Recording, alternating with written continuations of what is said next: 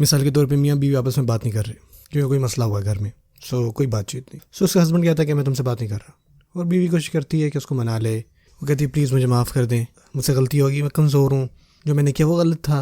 वो आगे से मज़ीद कहते नहीं मैं नहीं बात कर रहा तुमसे। सो होता क्या है कि ये चीज़ तकरीबन 2 दिन तक रहती है। सो उसके बाद ये होता है उस बंदे की ना बहुत ज़्यादा इंपॉर्टेंट अपॉइंटमेंट होती है, उसे सुबह एक फ़्लाइट कैच करनी है और वो भी सुबह 6 बजे। सो क्या करता है एक नोट बनाता है और जो बेड का तकिया है उस पर वो जाके चिपका देता है।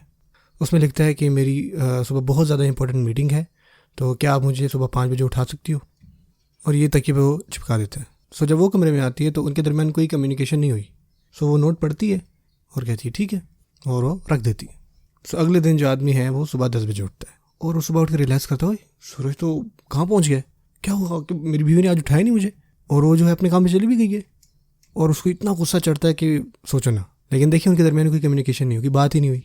सो क्या होता है कि वो जल्दी से भाग के नीचे आता है, अपना नाश्ता जल्दी से बनाता है और देखता है कि टेबल पे एक नोट पड़ा हुआ है और वहाँ लिखा होता है डार्लिंग सुबह के 5 बजे। टेबल में नोट होता है कि मतलब मैं यहाँ पे थी, आपका वेट कर रही थी, हमारे दरमियान कोई बात नहीं हुई तो मैंने भी लिख दिया यहाँ पे, आपने मेरे लिए लिखा तो मैंने आपके लिए लिख दिया।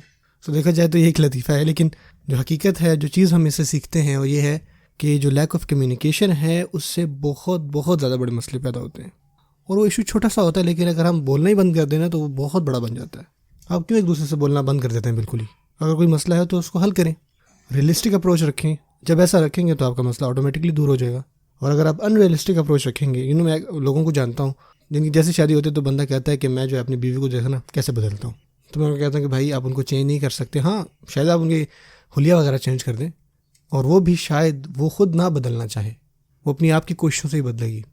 लेकिन आपको ये समझना है कि वो है क्या असल में, वो भी एक इंसान है, उसकी भी एक परवरिश हुई है, उसका भी एक ख़ानदान है, ठीक है ना, भाई हैं, बहनें हैं, फैमिली है उसकी पूरी, उसकी परवरिश में हुआ है। वो चीज़ें जो हैं बचपन से उसके साथ ऐसी थी, और उसका एक अपना लिंक है अल्लाह ताला के साथ।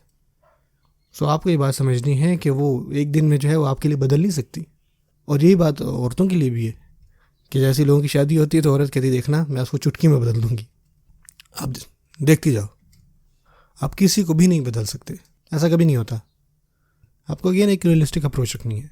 हर बंदे की एक परवरिश होती है, और जो चीज़ें अपने बचपन में सीखी होती हैं वो आपके जहन में छप चुकी होती हैं, और ये चीज़ आपको आराम आराम से प्यार और मोहब्बत से इसको बदलना होता है। और आपको ये समझना होगा कि जो बदलाव आप देखना चाहते हैं, अगर देखना चाहते हैं तो उसको सालों लग सकते हैं अगर ऐसा होगा। हाँ, अगर आप लकी हैं तो शायद हो सकता है थोड़ा जल्दी हो जाए, अगर आप लकी हैं।